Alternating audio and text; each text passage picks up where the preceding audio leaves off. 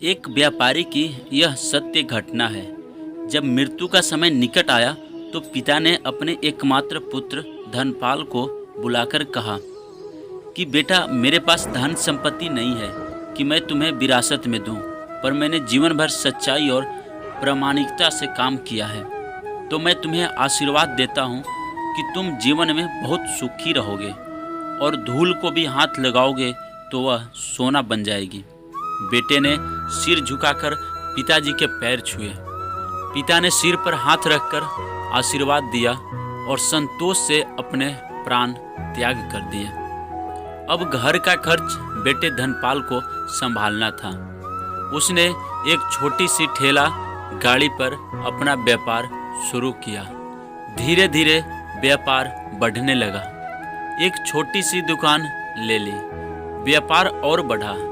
अब नगर के संपन्न लोगों में उसकी गिनती होने लगी।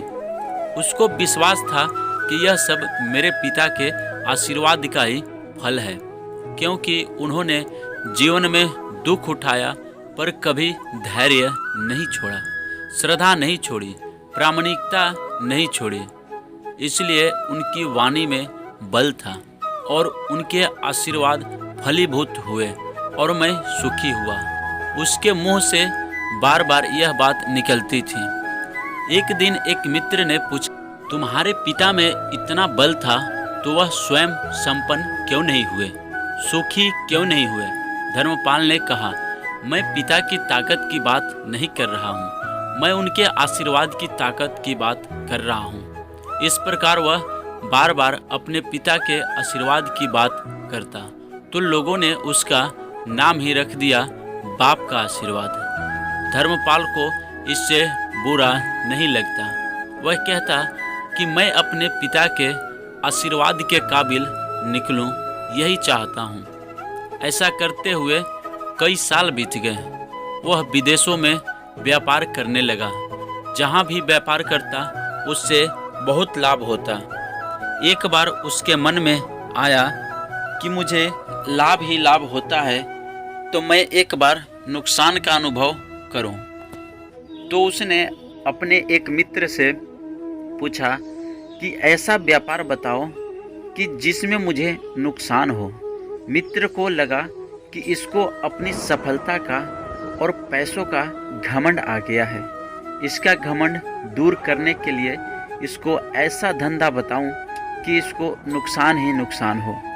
तो उसने उसको बताया कि तुम भारत में लौंग खरीदो और जहाज में भरकर अफ्रीका के जंजीबार में जाकर बेचो। धर्मपाल को यह बात ठीक लगी। जंजीबार तो लौंग का देश है। वहाँ से लौंग भारत में लाते हैं और यहाँ 10 से 12 गुना भाव पर बेचते हैं। भारत में खरीद करके जंजीबार में बेचे तो साफ नुकसान सामने दिख रहा है। परंतु धर्मपाल ने तय किया कि मैं भारत में लौंग खरीदकर जंजीबार खुद लेकर जाऊंगा। देखूं कि पिता के आशीर्वाद कितना साथ देते हैं। नुकसान का अनुभव लेने के लिए उसने भारत में लौंग खरीदे और जहाज में भरकर खुद उनके साथ जंजीबार द्वीप पहुंचा। जंजीबार में सुल्तान का राज्य था। धर्मपाल जहाज से उतर करके और लंबे रेतीले रास्ते पर जा रहा था। वहाँ के व्यापारियों से मिलने को उसने सामने से सुल्तान जैसा व्यक्ति पैदल सिपाहियों के साथ आता हुआ दिखाई दिया। उसने किसी से पूछा कि यह कौन है। उन्होंने कहा, यह सुल्तान है। सुल्तान ने उसको सामने देखकर उसका परिचय पूछा। उसने कहा, मैं भारत के गुजरात के खंभात का व्यापारी हूँ और यहाँ पर व्यापार करने आया हूँ। सुल्तान ने उसको व्यापारी समझकर उसका आदर किया और उससे बात करने लगा। धर्मपाल ने देखा कि सुल्तान के साथ सैकड़ों सिपाही हैं, परंतु उनके हाथ में तलवार, बंदूक आदि कुछ भी नहीं होकर बड़ी बड़ी छलनियाँ हैं। उसको आश्चर्य हुआ। उसने विनम्रता पूर्वक सुल्तान से पूछा, आपके सैनिक इतनी छलनी लेकर के क्यों जा रहे हैं? सुल्तान ने हंसकर कहा, बात यह है कि आज सवेरे मैं समुद्र तट पर घूमने आया था, तब मेरी उंगली में से एक अंगूठी यहाँ कहीं निकलकर गिर गई।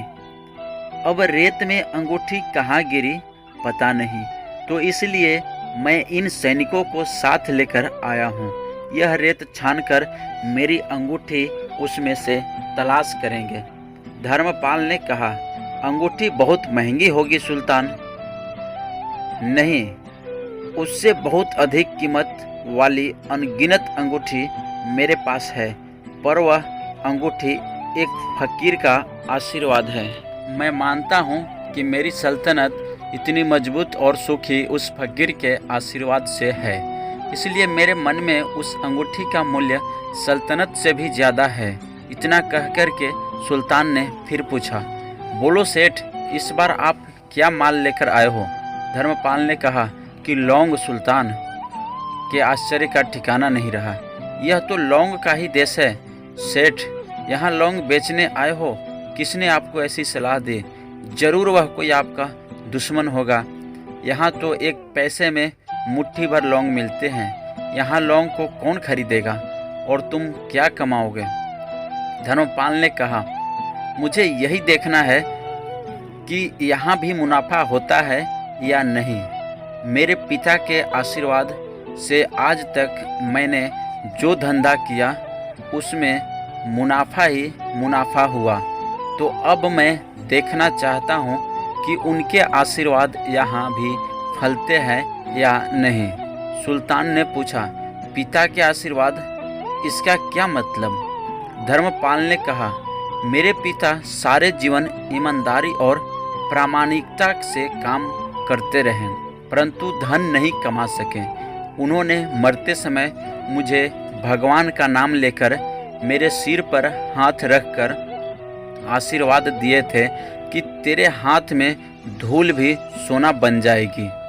ऐसा बोलते बोलते धर्मपाल नीचे झुका और जमीन की रेत से एक मुट्ठी भरी और सम्राट सुल्तान के सामने मुट्ठी खोलकर उंगलियों के बीच में से रेत नीचे गिराई, तो धर्मपाल और सुल्तान दोनों का आश्चर्य का पार नहीं रहा। उसके हाथ में एक हीरे जड़ित अंगूठी थी। यह वही सुल्तान की गुम हुई अंगूठी थी। अंगूठी देखकर सुल्तान बहुत प्रसन्न हो गया। बोला, वाह खुदा, आपकी करामात का पार नहीं। आप पिता के आशीर्वाद को सच्चा करते हो। धर्मपाल ने कहा, फकीर के आशीर्वाद को भी वही परमात्मा सच्चा करता है। सुल्तान और खुश हुआ, धर्मपाल को गले लगाया और कहा, मांगो सेठ, आज तू जो मांगेगा मैं दूंगा। धर्मपाल ने कहा, आप 100 वर्ष तक जीवित रहो और प्रजा का अच्छी तरह से पालन करो, प्रजा सुखी रहे, इसके अलावा मुझे कुछ नहीं चाहिए। सुल्तान और अधिक प्रसन्न हो गया। उसने कहा, सेठ, तुम्हारा सारा माल मैं आज खरीदता हूँ और तुम्हारी मुँह मांगी कीमत दूंगा। इस कहानी से शिक्षा मिलती है कि पिता के आशीर्वाद हो तो दुनिया की कोई ताकत कहीं भी तुम्हें पराजित नहीं होने देगी। पिता और माता की सेवा का फल निश्चित रूप से मिलता है। आशीर्वाद जैसी और कोई संपत्ति नहीं। धन्यवाद दोस्तों, मिलते हैं अब दूसरी कहानी के साथ।